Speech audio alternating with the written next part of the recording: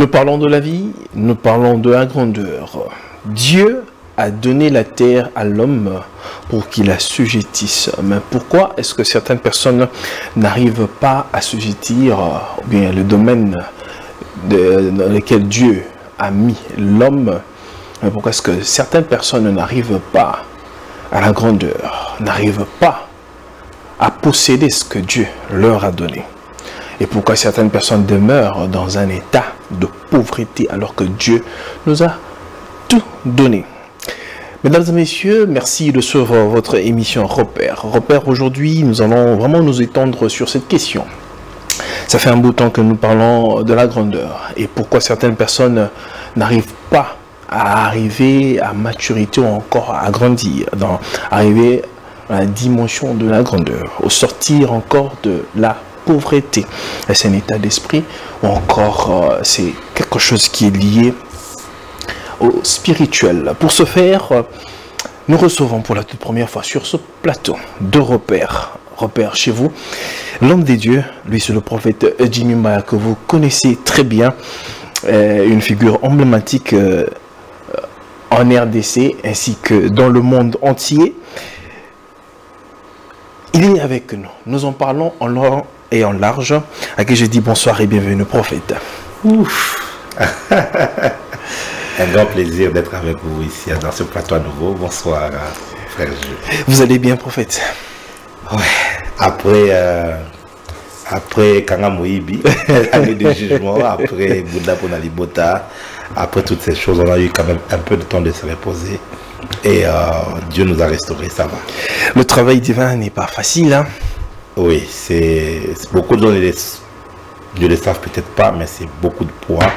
Parce que derrière 45 minutes de prédication ou 1 heure de service se cachent des heures et des heures de préparation, des jours d'études, des recherches pour venir avec un concept, avec en quelques mots ou en quelques phrases, des concepts qui peuvent transformer la vie d'une personne et venir aussi avec une charge spirituelle capable d'affecter, d'impacter la vie des gens. Ce n'est pas facile.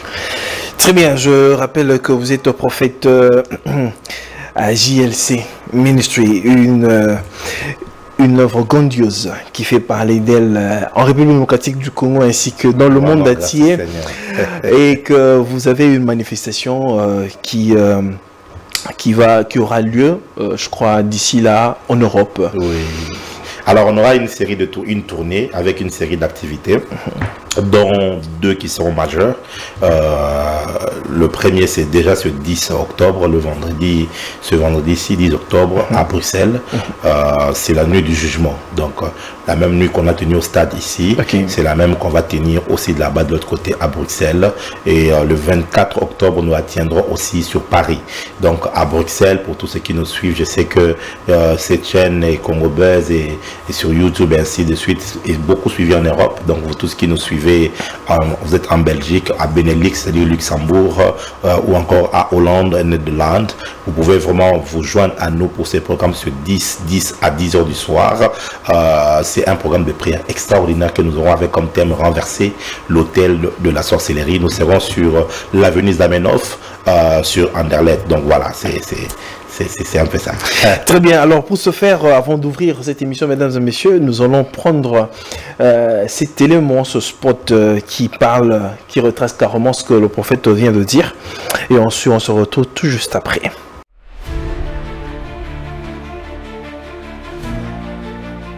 Peuple de la Belgique ainsi que du Benelux, Shalom. Je suis le prophète Jimmy Mbaya.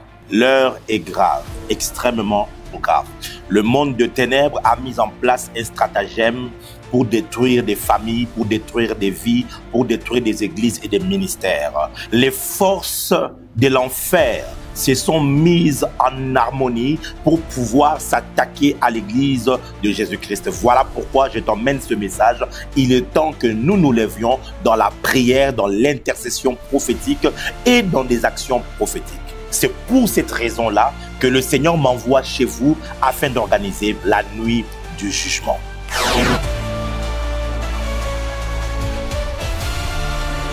La nuit du jugement Ce sera ce vendredi 10 octobre à partir de 10h du soir, c'est-à-dire 22h. Nous serons là en famille avec des églises, pasteurs, prophètes, docteurs, évangélistes, serviteurs de Dieu, apôtres, où que tu sois, tu es enfant de Dieu, tu es au Benelux.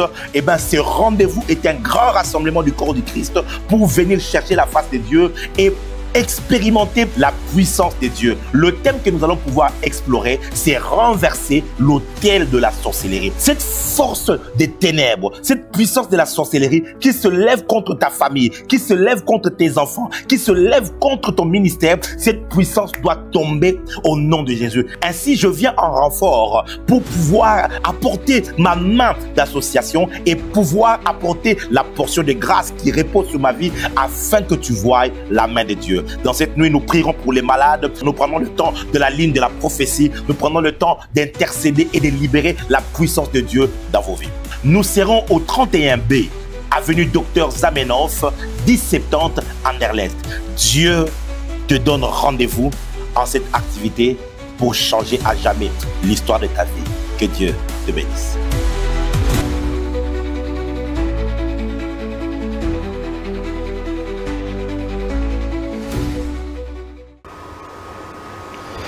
Très bien.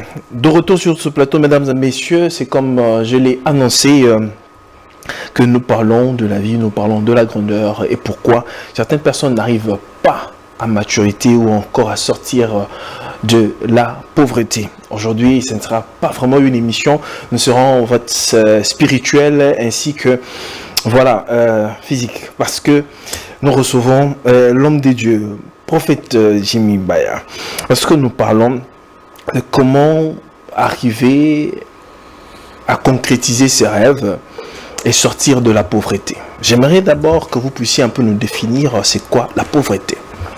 Alors,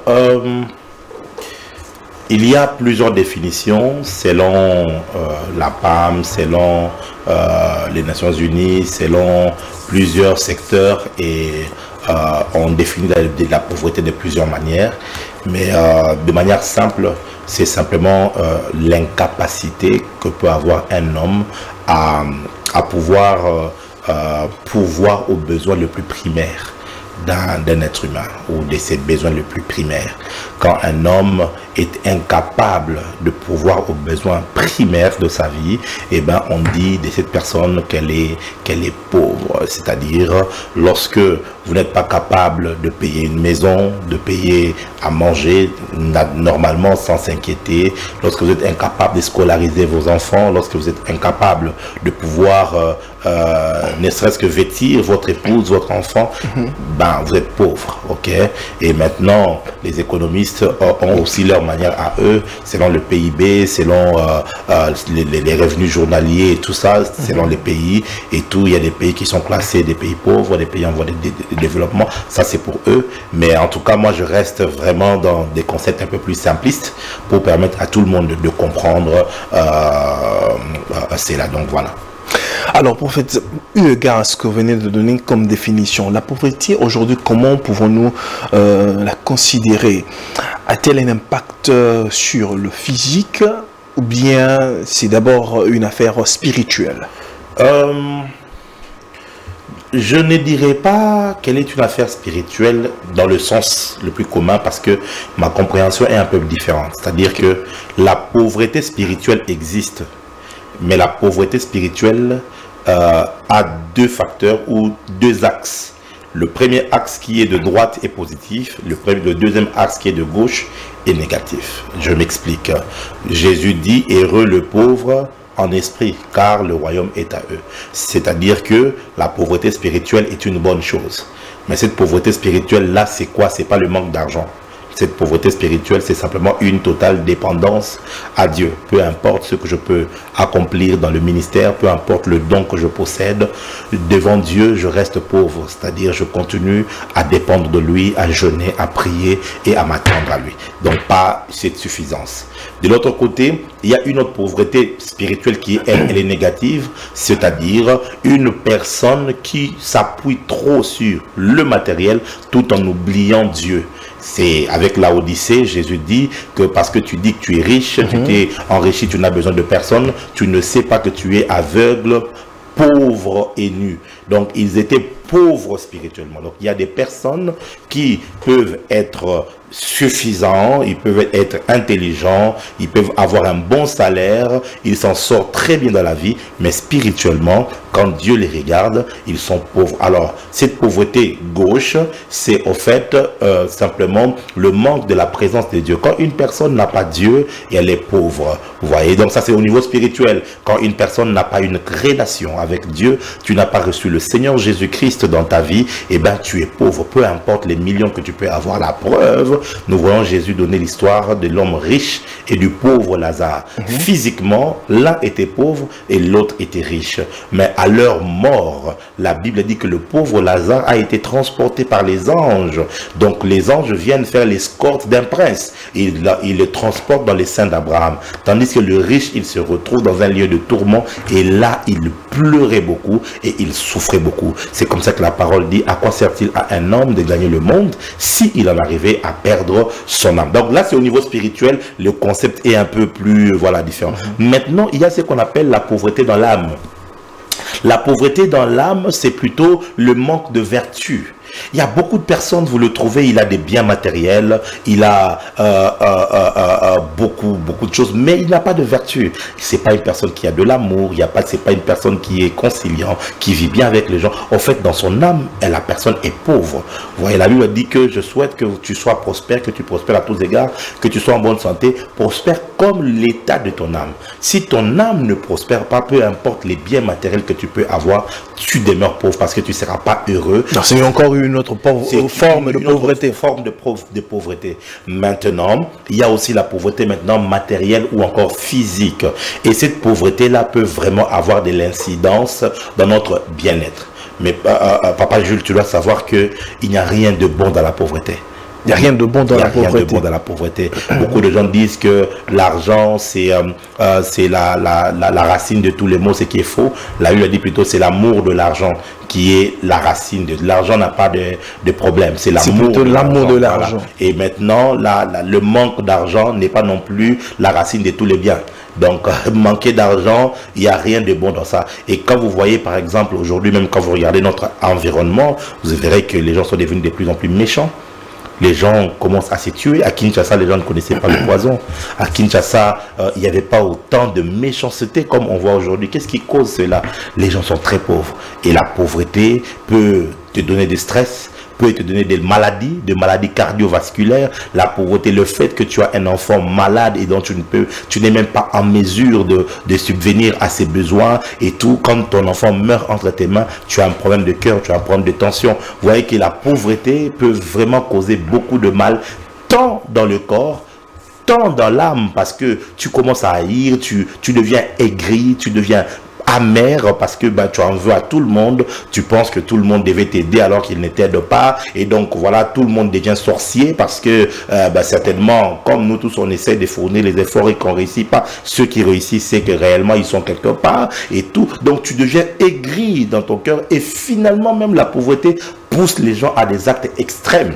Vous voyez par exemple dans la Bible, dans le livre de 2 Rois, chapitre 6, le roi rencontre ces problèmes où il voit 2 femmes qui viennent lui parler et ils lui disent: « Oh roi, voilà, la pauvreté était telle que les équivalences qu'il y a, c'est-à-dire la tête d'un chèvre valait plus ou moins $3000, juste mouton en tabac. » Donc pour acheter ça, c'était $3000. Donc vous imaginez le niveau de la pauvreté au point que 2 femmes se sont concertées pour manger leurs enfants. Donc la pauvreté te rend sorcier. Tu en arrives à des actes désespérés, tu en arrives à des actes inattendus, que des gens qui ont fait des choses regrettables parce qu'ils étaient dans le manque, ils étaient désespérés. Et ça, vous ne le voyez pas seulement dans la vie des gens, même dans la Bible, les gens que nous connaissons, sans se rendre compte, ils ont vécu des choses. Par exemple, Abraham, dans Genèse chapitre 12, il se retrouve dans un état de sécheresse, c'est-à-dire qu'il n'y avait pas d'argent, il n'y avait rien autour de lui. Il s'est dit, bon, allons quand même en Égypte, mais il était contraint de presque vendre sa femme pour dire, écoute, je vais vivre derrière toi, dis que tu es ma soeur. Comme ça, les gens peuvent me faire du bien, quelque chose. Parce que toi, tu es belle, tu vois. Quel est ce mari qui peut en arriver jusqu'à de telles extrémités?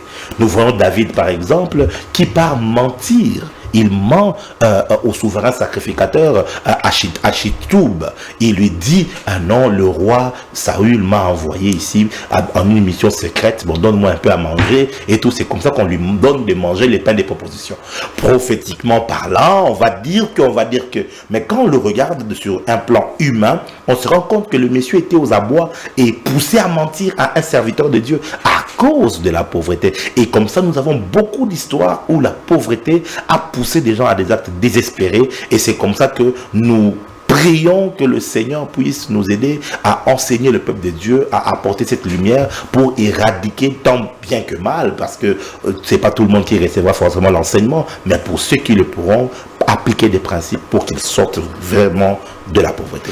Alors, prophète Jimmy, la pauvreté est-elle, ou bien encore la richesse, est-elle condescendante de père au fils, ou encore on l'hérite, quelque chose qu'on peut hériter? La richesse, c'est quelque chose qui est attaché à l'être humain. L'homme créé par Dieu est par essence riche. Donc, en quelque sorte, pour ne pas vous interrompre, comme un homme dit que Dieu a créé tout être grand. Donc, toute personne est née avec une grandeur ou encore est née riche. Mais en fait, c'est ça la vérité. La vérité, c'est que, vous savez, quand vous voyez ce téléphone, avant d'être mis en circulation, ce téléphone est rassemblé, après être assemblé et designé, ce téléphone est testé. Il est testé et on se rassure qu'il est sûr.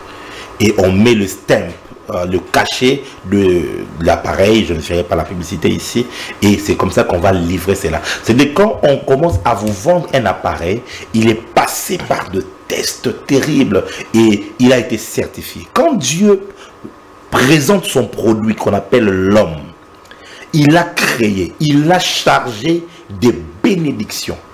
Genèse chapitre 1, le verset 26, il le crée, au verset 28, il le bénit. Et qu'est-ce qu'il leur dit? 5 bénédictions. 1, soyez féconds. 2, multipliez. 3, remplissez la terre. 4, et la sujettissez. 5, dominez. Donc ce sont les 5 bénédictions que Dieu a infusées dans l'être humain. Et ensuite, il forme le corps. Il prend l'esprit qu'il avait créé, il met dans ce corps-là et l'homme devint un être vivant. Quand il le crée, l'homme avait le plein pouvoir. Et quand Dieu le regarde, il dit, ça, c'est très bon. Donc, il atteste que ce que je viens de mettre en circulation ici, c'est un produit véritable, c'est un vrai et bon produit. Et donc, aujourd'hui même, la science le prouve. Vous savez, il y a maintenant le corps humain peut être estimé dans le marché. Il y a des marchés et on dit qu'un corps humain avec tous les organes, quand on doit vendre cela, ça vaut plus de 300 000 $. Wow. 300 000 $. Maintenant, lorsqu'on doit commencer à dépiécer et à prendre les organes, le cœur a un prix, les reins coûtent extrêmement cher, les poumons coûtent très très cher. Et quand on prend tout cela, c'est des millions de dollars. C'est-à-dire que l'homme tel qu'il est là, il est une richesse en soi. Maintenant, quand tu vas au niveau spirituel, le pouvoir spirituel que Dieu a investi dans chaque être humain, c'est cela la richesse. Maintenant, qu'est-ce qui se passe? Déjà, je crois que, je ne sais pas si avec cette émission, nous aurons le temps de tout expliquer, mais je crois, si on a le temps, au cas contraire, on reviendra dans d'autres numéros pour essayer de bien décortiquer cela, parce que ces 5 bénédictions ici, quand vous l'étudiez en hébreu, vous allez vous rendre compte que c'est beaucoup plus profond, et l'homme ne connaît pas vraiment ces choses. Maintenant, quand Dieu crée l'homme, ou chaque être humain qui vient, il vient avec ses bénédictions. Après la chute de l'homme, quand l'homme a péché, nous avons évolué. Dieu bénit pour une deuxième fois l'être humain, c'est avec l'histoire de Noé. Quand Dieu bénit l'homme au travers Noé, Dieu va enlever seulement un seul des 5 bénédictions. Noé n'aura plus 5 bénédictions comme Adam. Noé aura 4 bénédictions. Okay. Il y en a un qui a manqué. On va l'expliquer avec le temps. Et à cause de toutes ces choses, le diable qui a pris le pouvoir sur la terre, il commence à faire des transactions. C'est là que la pauvreté apparaît maintenant. Qu'est-ce qui se passe? Lorsque tu grandis, Dieu, quand il t'envoie sur la terre, tu viens avec toutes ces bénédictions avec toi. Tu viens avec le pouvoir de multiplication, de productivité, avec le pouvoir d'assujettir. Tu viens avec tout ce pouvoir-là. Mais qu'est-ce qui va se passer quand tu commences à apprendre à faire le choix, le bien du mal? Le diable commence à nous tenter. Voyez, petit à petit, depuis qu'on est petit. Et nous, on est ignorants, on ne sait pas toutes ces choses. On choisit le mal à chaque fois. Vous allez voir que l'enfant, naturellement, il s'incline vers le mal. Si tu n'as pas des parents qui t'enseignent le droit chemin, très vite. Et le diable, dans Ézéchiel 28, on le présente comme un commerçant. On dit, par tes commerces, tu as souillé ton sanctuaire. Le diable, hein, beaucoup de gens pensent que c'est un monsieur qui a des cornes. Le diable, c'est un monsieur qui est très bien habillé, comme un roi, comme un prince, et il fait des transactions. Il te propose le plaisir et il te prend le pouvoir. Il te propose certains péchés, il te prend le pouvoir. Ce sont des transactions. Et depuis que nous sommes tout petits, nous apprenons, et par ignorance, c'est comme ça que la parole dit, mon peuple périt faute de connaissances. Vous voyez? Parce que j'aimerais aller vite en besogne. La Bible dit ceci dans Proverbe, c'est la bénédiction de l'Éternel qui enrichit. C'est-à-dire que la richesse, c'est pas elle la bénédiction. Mais la bénédiction peut produire la richesse. Donc la bénédiction n'est pas matérielle, elle est spirituelle. Vous voyez, c'est cette bénédiction-là dont on dit Dieu les bénit en disant. Dieu a chargé le pouvoir spirituel sur eux. Ce sont ces pouvoirs-là qui constituent la bénédiction. Quand vous l'avez, cette bénédiction en vous va produire la richesse. Maintenant, imagine que vous ne l'avez pas ou vous ne l'avez plus. Quand vous ne l'avez plus, le pouvoir spirituel qui est capable de vous enrichir n'est plus. C'est ce qui explique que beaucoup de personnes sur terre, sans le savoir, ils ont eu à vendre ce que le monde appelle chance, ce que le monde appelle étoile et toutes ces choses. Ils ont eu à les tronquer contre certains avantages, certains plaisirs, certaines choses qui se font. Et ça, ceux qui sont dans les ténèbres, ils ont les yeux pour voir, ils savent. Jeune fille, quand un homme, un certain type d'homme qui te cherche, c'est pas forcément parce que tu es la plus belle, c'est parce que tu as en toi quelque chose. C'est cette chose-là qui est une richesse, c'est ça la bénédiction. Quand tu la perds, c'est fini, tu n'as plus d'éclat. Après un moment donné, tu peux être là, tu essaies de vendre encore plus, personne ne te cherche parce que tu as perdu. Et il y a beaucoup de personnes qui ont perdu cela depuis leur bas âge en grandissant, ils ont perdu ces pouvoirs. Et c'est ce qui, c'est parmi, c'est pas la seule bien sûr, parmi les choses qui expliquent que les gens se retrouvent pauvres parce que sans le savoir, ils ont été en fait arnaqués. Vous voyez ce scandale qu'il y a eu dans notre pays récemment ici avec le contrat sino-congolais où on a découvert que ben voilà, c'était pas un deal équitable. C'est-à-dire, c'est exactement comme ça que ça se passe. Vous allez pouvoir nous donner vos richesses, nous on va vous donner telle chose, mais on se rend compte que les choses qu'ils devaient donner là, ils n'ont pas donné exactement comme, et ils n'ont pas fêté, c'est tel que. Cependant, eux, ce qu'ils ont puisé chez vous, ils ont vraiment puisé. Et c'est ce que le diable fait. Quand il vient, il te propose un petit plaisir, il te propose un petit avantage, mais ce qu'il va puiser chez toi, c'est la vraie richesse, c'est ça la vraie bénédiction qu'il aura prise chez toi et tu restes vide, incapable de produire quelque chose de... Et donc tu es intelligent, tu as des diplômes, tu as des capacités, mais ça ne produit pas parce que tu as perdu la bénédiction. Waouh, c'est très profond, prophète. Ça veut dire que beaucoup de personnes, comme vous l'avez si bien expliqué, que Dieu a déjà déversé les bénédictions. Déjà, quand on vient dans le monde, on a toutes ces bénédictions divines en nous. Mais seulement que, par manque de connaissances, certaines personnes tronquent leur richesse dans le mal. Et que certaines personnes se réjouissent et sur la terre, alors que Dieu nous a donné la demeure pour la terre qui a été la demeure de l'homme, afin qu'il assujettisse, mais n'arrive pas à assujettir. Parce que nous sommes en train de parler de la pauvreté et comment vivre ses rêves. Qu'est-ce qui caractérise? Parce qu'il y a certaines personnes qui sont tellement brillantes, prophète. Parce que vous avez dit, certaines personnes peuvent, même si vous êtes intelligent, mais vous n'arrivez pas à éclore ou bien à pousser, à aller très loin. Mais ces personnes qui sont intelligentes, qui ont compris certaines choses, mais n'arrivent pas. Mais ils sont allés même à l'église, ils ont prié d'une certaine façon. Beaucoup d'hommes de Dieu leur ont imposé les mains, mais qui n'arrivent pas à sortir de cette situation-là. Quel est le vrai problème qui mènerait ou bien encore qui tirerait ces personnes vers le bas? Il y a plusieurs facteurs. Vous savez, on ne généralise pas souvent des cas qui sont singuliers parce que chaque personne a son histoire, a ses réalités et tout. Mais je vais peut-être en citer 2 ou 3 qui peuvent aider à ouvrir les yeux peut-être à une personne pour qu'elle comprenne de quoi il s'agit. La première, c'est l'opération de ce qu'on appelle la malédiction. La malédiction, c'est le champ, c'est la force négative ou contraire à la bénédiction. Elles opèrent pratiquement de la même manière. C'est une force. Autant la bénédiction est une force, la malédiction aussi est un pouvoir. Donc ça fonctionne. Et quand elle commence à fonctionner, elle produit certains résultats dans la vie d'une personne et tout.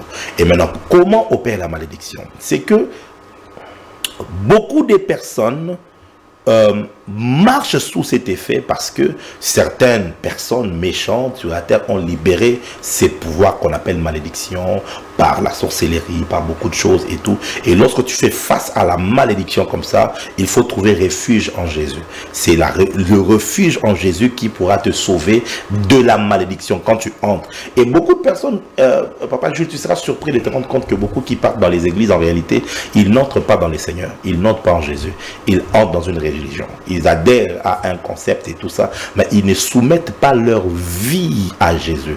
Jésus ne peut pas transformer la vie d'une personne dont lui n'est pas le Seigneur. Vous voyez? Parce qu'on dit souvent,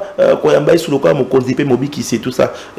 Quand vous lisez bien la Bible ne nous demande pas de recevoir Jésus comme notre sauveur. Non. La Bible nous demande de le confesser comme Seigneur.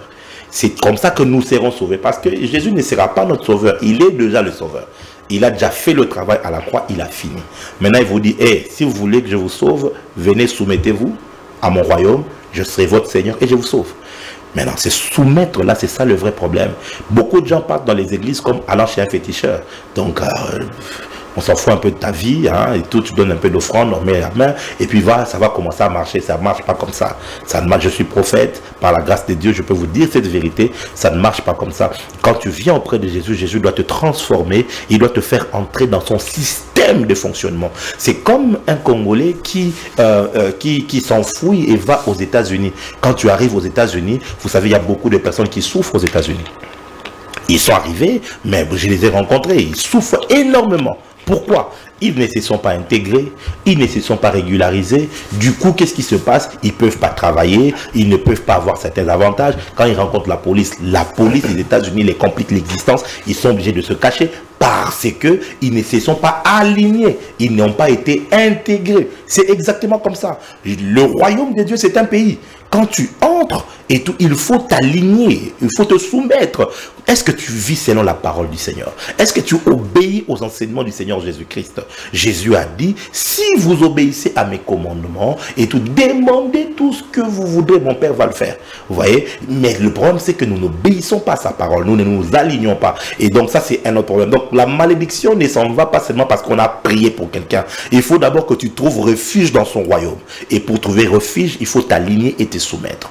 Ça, c'est un des cas. Le deuxième cas, ce sont des transactions spirituelles faites et cachées dans notre ADN. Et ça, c'est parmi les plus grandes causes des pauvretés de plusieurs familles. Qu'est-ce qui se passe? Vous voyez, Abraham, Genèse 14, il rencontre un esprit. Il rencontre une entité qui n'est pas connue, ni père ni mère. On dit qu'il était roi de Salem, une ville qui n'existait pas dans cette période-là, sur terre. On dit que il était roi et puis il était sacrificateur. Il a béni Abraham au nom du Dieu très haut. Et puis quand il finit, Abraham prend son argent, sa richesse, il prend le 1/10, il donne à cette personne mystérieuse. Et puis la personne s'en va. Abraham est mort. Il a eu Isaac. Isaac a eu Jacob. Jacob a eu 12 enfants. Et puis 400 ans après, les enfants là sont sortis de l'Égypte. Et On devait faire maintenant le sacerdoce, le culte. Et Dieu vient, il choisit un des descendants d'Abraham qui s'appelle Lévi. Et dit, lui, il sera dans le sacerdoce. Et c'est dans la nouvelle alliance qu'on nous informe que Lévi a payé la dîme. Non, il était dans le règne d'Abraham lorsque Abraham a payé la dîme à Melchisédek. Est-ce que vous vous rendez compte que Lévi n'est pas le fils direct d'Abraham? Il est l'arrière-petit-fils. Mais il était dans ses reins, c'est-à-dire dans son ADN, l'acte que Abraham faisait auprès de cet être spirituel, qui qu'il soit, qu'on appelle Melchisédek, l'acte qu'il posait a engagé 4 générations après lui. Et un d'entre eux a été séquestré pour être sacrificateur. Et Judas a été séquestré pour être roi. Parce que ces messieurs-là, il était roi et il était sacrificateur. Maintenant, je l'explique du côté négatif. Nos ancêtres ne connaissaient pas Elohim, ils ne connaissaient pas El Shaddai. Ils servaient leur Dieu, ils avaient leur Dieu, ils avaient leurs coutumes et il y avait des transactions. Les esprits fonctionnent partout sur toute la terre. Et beaucoup ont fait des transactions avec les esprits sans les savoir. Ils sont allés dans l'eau, ils ont invoqué les esprits des eaux, ils ont fait des offrandes, rends-moi riche, rends-moi riche. Or, tu ne sais pas qu'en faisant ça, c'est pas toi l'individu, c'est tout ton ADN qui est enregistré. Et si toutes les personnes qui vont suivre, ils seront sous cette alliance-là. Et qu'est-ce qui va se passer? Il y a un moment où les esprits vont te servir et il y a aussi un moment où toi, tu devras servir les esprits. Le problème, c'est que les esprits t'ont servi, ils ont servi ton fils, ils ont servi ton petit-fils. Après, c'est le temps de payer. Toi, tu n'es plus là, ton fils n'est plus là, ton petit-fils n'est plus là, mais c'est tous tes arrière-fils qui sont là. Et vous vous rendez compte que papa était grand. Il était dans une confrérie mystique, il avait des puissances, des pouvoirs, mais les enfants se retrouvent comme ça. Il n'y a rien. Ils se retrouvent en Europe, il n'y a rien. Ils sont à l'Unikin, ils ont étudié, ils ont des enfants de professeurs, de certains professeurs, des enfants de certains ministres, de certains mouvanciers de l'époque. Ils se retrouvent, la vie n'avance pas du tout. Qu'est-ce qui se passe? C'est au fait les résidus, le paiement de ces dettes spirituelles. Dans le livre de 1 roi, chapitre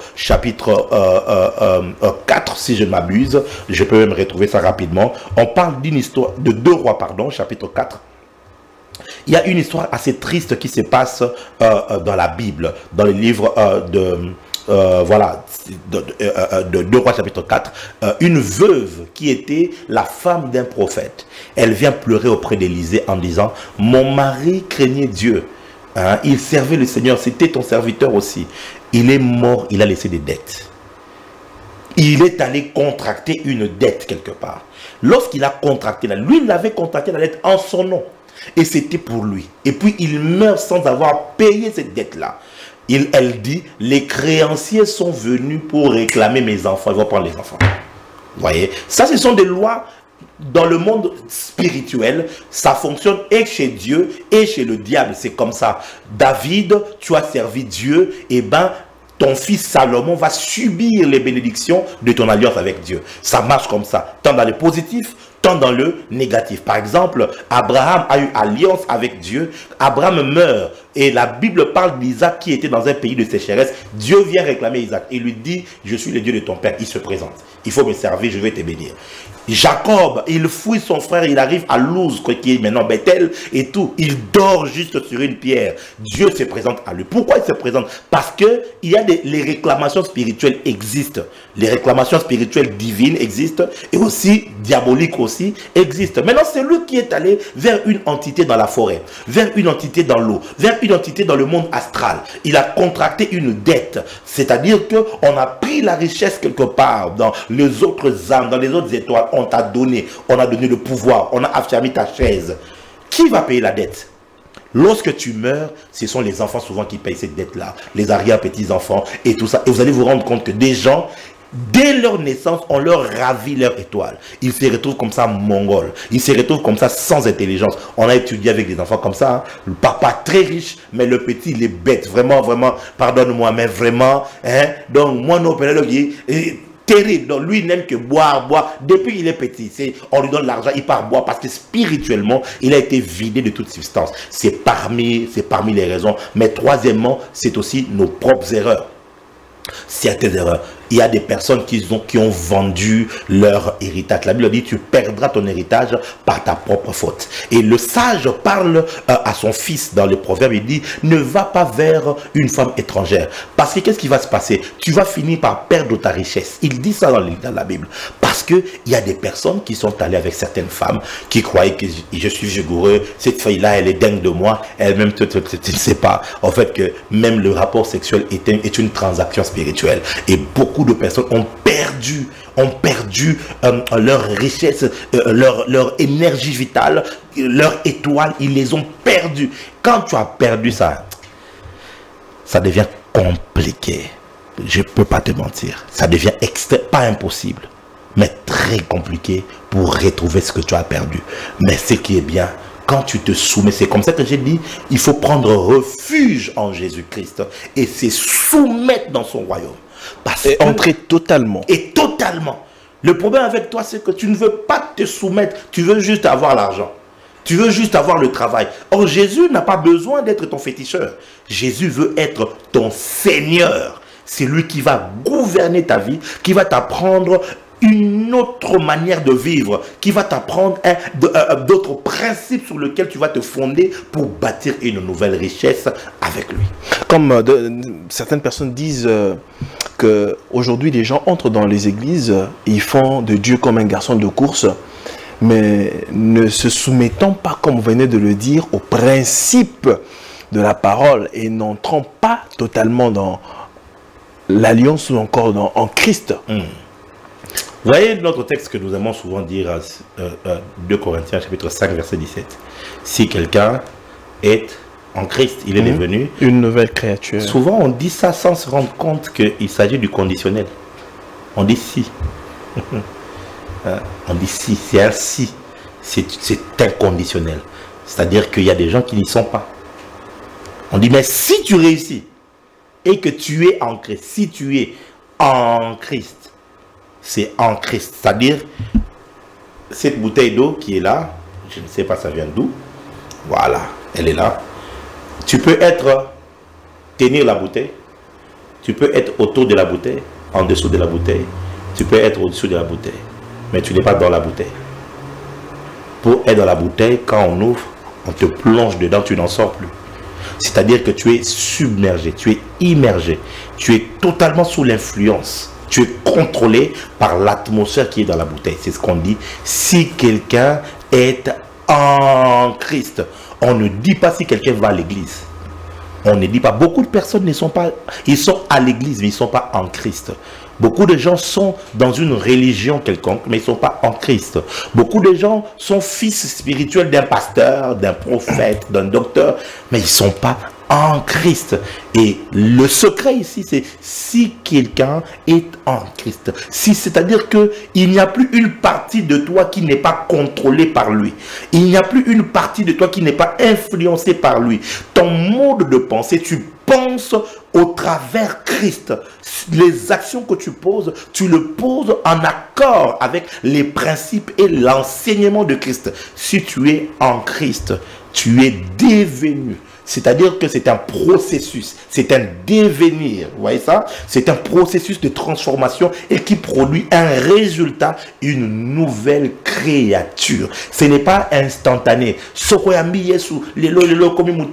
c'est des messages un peu populistes comme ça. En fait, vous avez dit quelque chose de très capital ici. Parce que certaines personnes vendent, je dirais même leur droit d'aînesse volontaire. Ouais. De manière volontaire comme ça à l'ennemi, au diable.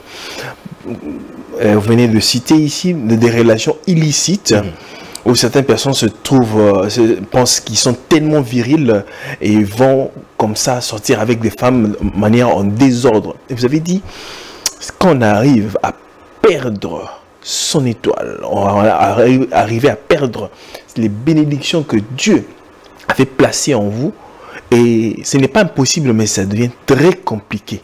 Alors, comment faire en sorte d'arriver vraiment à sortir de cette situation qui devient comme compliquée? Je vois quelque part dans la Bible, la Bible dit, quand personne qui est sorti, qui a été délivré, et qui revient je ne saurais pas citer les phrases telles quelles. Et quand on a chassé les démons, s'il revient encore, sa condition de cette personne devient pire qu'avant. Alors, comment arriver à sortir de cette situation alors que la personne a besoin d'une délivrance pour vivre sa mère? Elle est brillante, elle est intelligente. Partout où elle passe, les gens apprécient. Ah, cette personne ici a de l'avenir. Mais dans sa vie active, il ne voit pas ce que les gens peuvent dire de lui ou bien ce qu'il manifeste sur papier. Comment arriver à sortir d'une situation comme ça pour quelqu'un peut-être qui est en train de nous suivre? Ah, ça c'est tout un enseignement. C'est tout un enseignement. Et vous savez, Jésus avait des choses qu'il disait en public et d'autres qu'il ne disait pas en public, parce que ce qui est vrai, c'est que la plupart des personnes qui sont prisonniers n'aiment pas le message de la liberté. Beaucoup de personnes ne sont pas prêtes à écouter la vérité. Jésus a dit, vous connaîtrez la vérité et la vérité vous rendra libre. En anglais, on dit, the truth will make you free. C'est-à-dire qu'elle va vous fabriquer. Elle fera de vous un homme libre.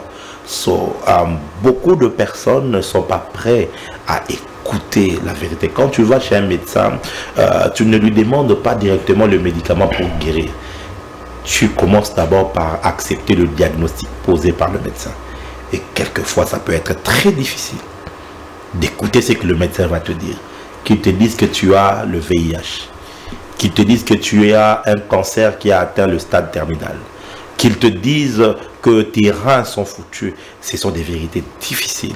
Mais c'est quand tu as posé un bon diagnostic. Donc je crois que le premier pas, je vous donnerai peut-être 2 ou 3, le premier pas pour sortir de toute situation, mais notamment de cette pauvreté qui est liée à des choses spirituelles. Je ne parle pas, vous savez, vous vous rendez compte qu'on ne touche pas ce qui est matériel. Parce que c'est pour le matériel, on peut parler du travail, on peut parler de toutes ces choses et tout. Mais je crois que la cause est beaucoup plus profonde que ça. Et nous sommes en train de creuser pour trouver au fait les causes profondes de certaines situations qui arrivent aux gens qu'on ne sait pas expliquer. Parce que vous direz que les Congolais sont paresseux. Mais non, allez-y vers la Tchangoul. Moi, ça m'arrive très souvent d'aller prier la nuit vers la Tchangoul, de l'autre côté là-bas dans certains coins de prière, mais à 4h, 5h, 4h déjà, mais vous voyez des gens en train de marcher à pied pour aller chercher. Vous trouvez des gens en train de se lever à 5h à la Tchangoul, où il y a des embouteillages déjà qui commencent. Donc c'est pas, vous ne direz pas que les gens, les Quinois est paresseux, vous ne direz pas que les gens ne sont pas travailleurs. Les gens travaillent. Les gens travaillent. Alors c'est quoi la cause? Alors je te dis que les causes sont profondes. Et le premier pas quand tu veux sortir d'une situation, c'est d'abord la prise de conscience. La prise de conscience. Ouais. Parce qu'on ne peut pas sauver une personne qui n'est pas au courant qu'elle a un problème. Il y a certaines personnes qui se contentent de la pauvreté, de la situation. Les Quinois, pour la plupart, ils sortent, ils s'habillent, se parfument, il va même au coin là-bas, il boit.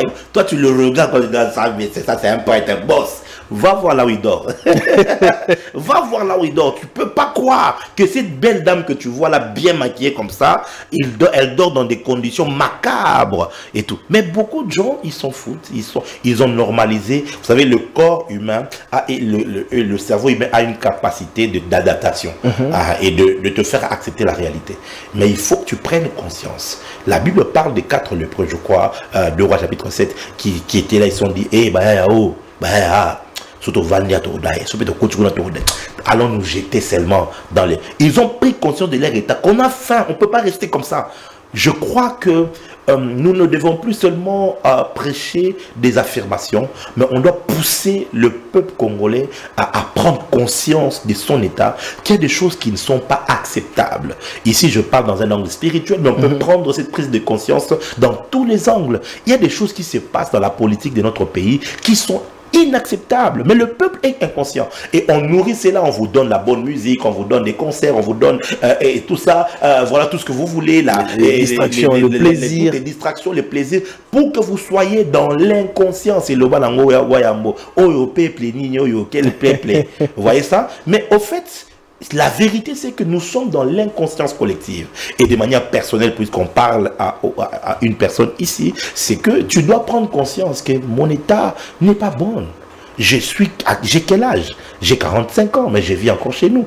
2 fois, j'ai pris un appartement ou un studio, mais j'ai été chassé parce que je manquais de quoi. Ça fait, maintenant là, j'ai 50 ans ou 49 ans, j'ai déjà 4 enfants, moi nana papa naïe, et je me retrouve comme ça, et tu es là, les enfants, tu n'es même pas capable de leur payer les Minerval. Il faut que tu prennes conscience que non, le pasteur, l'apôtre Yvan Castano a écrit un livre qui a révolutionné plusieurs personnes, et nous on a reçu ça en livre audio vers les années 2010, maintenant ça suffit, il faut que ça change. Je conseille à plusieurs d'aller sur YouTube, de chercher cet audio, et d'écouter quelque chose qui peut te faire prendre conscience que maintenant là, je ne peux plus continuer comme ça. Il faut que quelque chose change. La prise de conscience est le premier pas. Le deuxième pas maintenant, c'est au fait ce qu'on appelle la repentance. Vous voyez, non. Avant d'arriver même à la repentance, c'est le diagnostic maintenant. Il faut poser le bon diagnostic. Dire qu'il faut que ça change, ok, qu'est-ce qui doit changer? Pourquoi j'en suis arrivé jusque-là? C'est quoi vraiment les vrais problèmes? C'est là l'importance de rentrer en soi-même. Le pauvre, le fils prodigue, lorsque il s'est retrouvé dans des conditions difficiles, la Bible dit, il entra en lui-même. Et il a dit, ah, voilà. Mais je vais rentrer près de mon père. Je crois que tu dois faire le diagnostic. Ma situation ici, qu'est-ce qui m'a conduit ici? Et puisque souvent le malade lui-même ne sait pas poser son diagnostic, il faut aller vers le médecin. Et souvent, Dieu nous a donné des bons médecins spirituels qui peuvent nous aider. Il y a des hommes de Dieu. Bon, c'est pas tous les hommes de Dieu qui sont foutus, qui sont aventuriers, qui sont escrocs. Non, il y en a aussi. Je ne dis pas que c'est moi. Hein. Je dis que il y en a dans la ville de Kinshasa, dans le monde. Vous pouvez les approcher, les écouter même sur Internet, écouter certains messages qui peuvent vous aider. Et surtout, prenez des rendez-vous. Allez, qu'on vous consulte. Mais aussi, dans le séculier, il y a des psychologues qui sont là, que vous pouvez aller voir. Le psychologue, ce qui est bien, il peut te diagnostiquer pour des problèmes psychosomatiques, des genres de problèmes dans l'âme. Mais bon, pour ce qui est spirituel, il peut n'est pas. Mais en tout cas, il y a des personnes compétentes à qui vous pouvez aller, qu'on pose le diagnostic. Et ensuite, maintenant, quand vous êtes dans le domaine spirituel, vous devez, le troisième pas, c'est la repentance. La repentance ici, c'est métanoïa. C'est pas le fait d'aller demander pardon à Dieu. Non, c'est pas ça la repentance. Ok. Demander pardon à Dieu, c'est un processus de la repentance, mais ce n'est pas la repentance. Vous voyez? Donc, c'est comme cet immeuble ici. Quand tu arrives au rez-de-chaussée, tu n'es pas arrivé chez Congo Bells. Okay. Ouais, tu es entré dans l'immeuble, oui, mais il faut que tu prennes la peine de monter au 4e pour arriver à Congo Bells. Donc, c'est exactement comme ça. Demander pardon est un pas, mais c'est pas ça la repentance.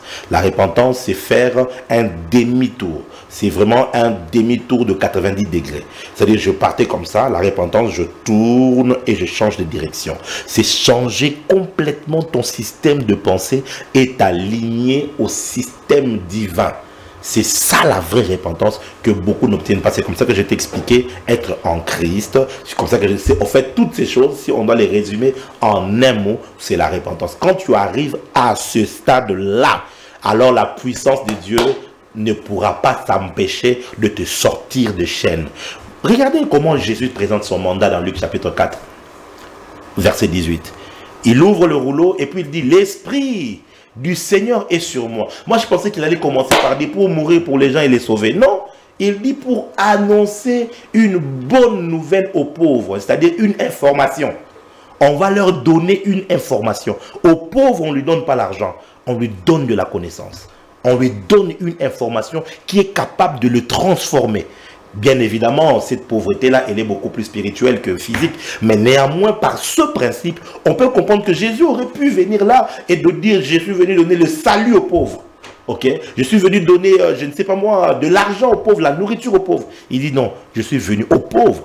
Je suis venu donner une bonne nouvelle, une information qui va pouvoir shifter leur manière de penser et transformer leur état de vie. Je m'arrête là, il y a beaucoup plus d'autres, mais je crois que pour ça, il faut venir à la GLT.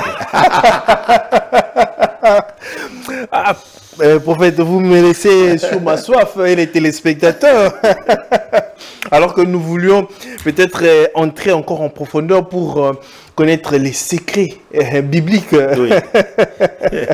pour sortir de la pauvreté. Alors, prophète Jimmy, parce que nous sommes en train d'évoluer, peut-être chuter à cette émission, je dirais que cette émission est une première manche. Vraiment, que Dieu permette que nous revenions. Et c'est très intéressant. Alors, parce que certaines personnes doivent procéder dans cet état. Dès qu'on venait de donner une marche à suivre. Oui. Vous avez donné une partie de la marche à suivre. Et pour les personnes qui vous ont suivi pour la toute première fois par rapport à ce sujet, parce que ce sujet bénit à quelqu'un qui est en train de nous suivre. Et c'est très capital parce que beaucoup de personnes étant dans des situations pareilles mais ne connaissant pas comment sortir de là. Peut-être on va à l'église, on s'attend que bon, ma situation pourra changer du jour au lendemain parce que je viens à l'église, j'adhère à l'église. Malheureusement, on reste toujours la même personne. Qu'est-ce que vous pouvez dire à ces personnes ici? Quelques mots et pour mettre terme à notre émission. Prenez au sérieux votre spiritualité. J'ai dit toujours à tous ceux qui viennent me consulter à ce sujet, allez, nous sommes de manière générale des chrétiens, comme on nous appelle. J'ai dit aux gens, le frère Jules qui est devant moi, allez, convaincu par la philosophie, l'idéologie islamique, il devient musulman. Comment va-t-il se comporter? Vous allez vous rendre compte que le frère Jules va commencer à prier 5 fois par jour. Le frère Jules, le vendredi, il est à la mosquée. Parce que c'est son jour de prière. Une fois par année, le frère Gilles sera dans leur carême. Je crois que c'est de 30 jours ou bien moins. 30 jours. Et tout. Le frère Jules va renoncer à un ou moutarde de Yolo Capella. Il ne va plus manger. Le frère Jules commencera à faire des ablutions avant de prier. Il lave ses mains, je crois que c'est ce qui s'efface. Et tout comme on aurait déjà vu à gauche et à droite. Le frère Gilles, à la fin, qu'est-ce qu'on va dire? En résumé de tout ce que je dis, on dirait que le frère Jules a changé. Azala Boété, il a changé. Mais qu'est-ce qui va te conduire à ces changements? C'est parce que tu auras pris au sérieux la foi que tu auras embrassée. Et c'est ce qui manque à plusieurs personnes qui viennent à l'église. Prends au sérieux ta spiritualité. Je dis souvent aux gens, prends au sérieux ta vie avec Jésus comme l'aurait pris un sorcier qui vient de manger la sorcellerie. Il ne manque jamais au rendez-vous des sorciers quand il faut sortir la nuit. Prends au sérieux, prends au sérieux. Parce que beaucoup de personnes ne prennent pas au sérieux les choses de Dieu. Et ils pensent que c'est juste, voilà, donc c'est une vie. La vie chrétienne, on ne dit pas, c'est pas une religion, c'est une vie. C'est une relation vivante avec le Seigneur. Quel est ce mari qui va continuer à entretenir une femme qui le trompe, qui ne le respecte pas, qui ne l'honore pas? Quel est ce mari qui est capable de ça? À moins qu'il soit stupide ou qu'il soit envoûté. Mais un homme normal, quand tu le trompes, quand tu ne le respectes pas, quand tu ne remplis pas tes responsabilités, il te chasse. Dieu n'est pas notre bonbon, notre garçon de course comme tu l'as dit. Dieu est réel. Dieu est vrai. Quand tu viens avec la parole dit ceci, vous me chercherez, vous me trouverez. Condition, si vous me cherchez de tout votre cœur. C'est-à-dire si réellement vous investissez tout de vous à chercher Dieu, dans sa parole, dans la vérité, et à laisser Dieu vous influencer, vous transformer, croyez-moi que ce qui m'est arrivé pourra vous arriver. Papa Jules, je suis un témoignage vivant qu'il est possible de naître dans une famille pauvre. il est possible de naître dans des conditions difficiles, sans voler, sans donner de fausses prophéties, sans escroquer qui que ce soit, et de voir Dieu transformer littéralement ta vie. Je l'ai vécu, et quelquefois, je n'en reviens pas. Une fois, j'étais avec le pasteur Florent Canto, on était sur Paris, on a fait une photo et même un petit snap et on rigolait. Il m'a dit, petit, tu vois, ici c'est pas Kingaboa, c'est pas il dit c'est pas Kassavou, ici, là, on rigolait. Au fait, on se rendait compte que et puis quand j'ai posté ça, j'ai dit l'enfant de Kingaboa que Jésus-Christ a ramassé. Parce que toi, tu te dis, la vie n'avance pas. Mais moi, je suis né à Kingaboa, Isam, là, avenue Boangongo. C'est de là que je suis né. J'ai grandi à Kingaboa. Il n'y avait aucune prévision, aucune prophétie. Donc voilà, hein, honorable Jekoko, je suis ton Kingaboa. Donc voilà, je suis de Kingaboa. Mon père a encore l'église à Kingaboa sur l'avenue de Chai numéro 54, mission Alpha Omega. Je vous salue tous. Et on a grandi dans la souffrance, on a grandi dans la douleur et dans toutes ces incertitudes-là de la vie. Mais à un moment donné, il a fallu que je me décide à pénétrer en Christ et à laisser Jésus-Christ changer mon intérieur. En fait, la religion te donne le maquillage extérieur, cherche à maquiller l'extérieur. Mais la vie spirituelle cherche à transformer l'intérieur. Et Christ, ce qu'il cherche, c'est pas de te donner d'abord les voitures, les maisons, les voyages. Christ ne cherche pas ça. Jésus dit ceci, cherchez premièrement le royaume des cieux et sa justice. C'est ça qu'il faut chercher, parce que chercher le royaume n'est pas à l'extérieur. Le royaume, il est en nous. Quand ce royaume vient en nous, il nous change de l'intérieur. Quand ta structure intérieure est complètement transformée, Jésus ajoute, le reste vous sera donné par-dessus tout. C'est-à-dire que le reste est inévitable à celui qui s'est laissé transformer par le royaume et sa justice. Et je crois que si réellement tu t'appliques à ces choses, si tu ne sais pas comment faire, viens à l'église. Nous sommes à Kitambo Hôpital, avenue Tanganyika numéro 48, juste derrière la station totale de l'avenue Oyuya. Nous prions chaque mardi et jeudi à 18 h et chaque dimanche à 8 h sans la permission du journaliste. J'ai fait un peu de marketing. C'est pour rire, mais vraiment, nous sommes là à votre disposition pour vous accompagner par les enseignements, par un guidage spirituel, parce que chaque personne étant, vous savez, notre ADN est singulier, notre empreinte digitale est particulier, et chaque personne a une constitution de son esprit qui est différente de l'autre. Ainsi, c'est là maintenant la dimension prophétique, elle devient maintenant importante. Pas pour que je te dise tu t'appelles tel, non, parce que tu t'appelles tel là, sur la côte de Facebook, je peux trouver toutes ces informations là. C'est pas pour ça, c'est pas pour venir t'impressionner avec des informations, tout ça, mais c'est pour t'identifier réellement et te donner le caractère de ton esprit.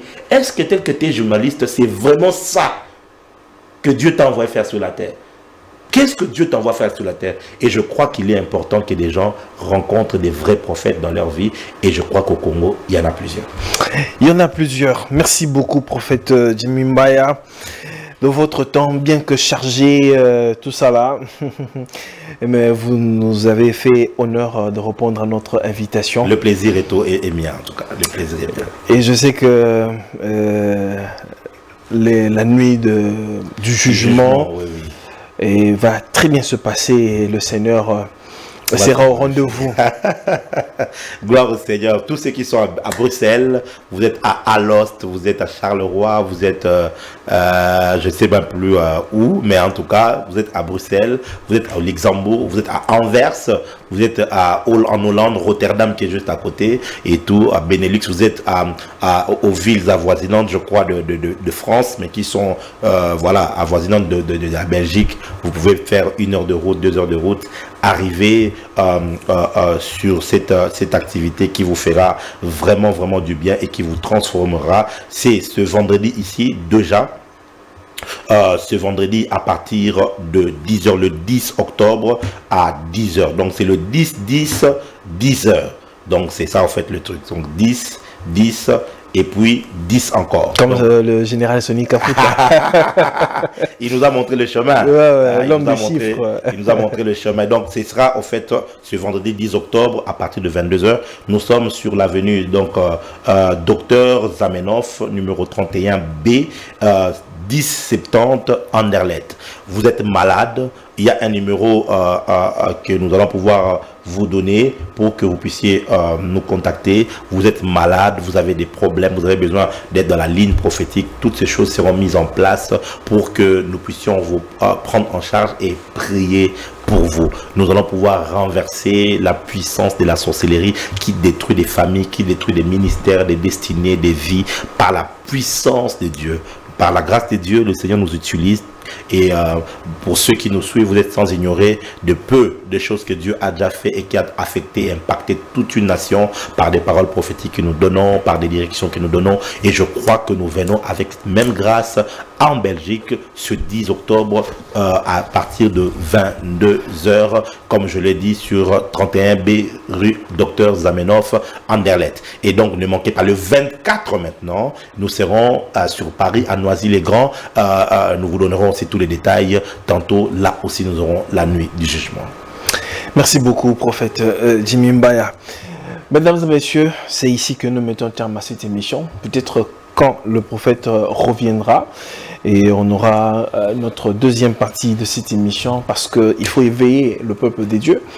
Il faut voilà, apporter la nouvelle à tous pour que les gens comprennent et saisissent et comment sortir de cette situation. Peut-être vous êtes là, vous êtes resté pendant très longtemps, vous ne saviez pas comment sortir de ce marasme, de cette situation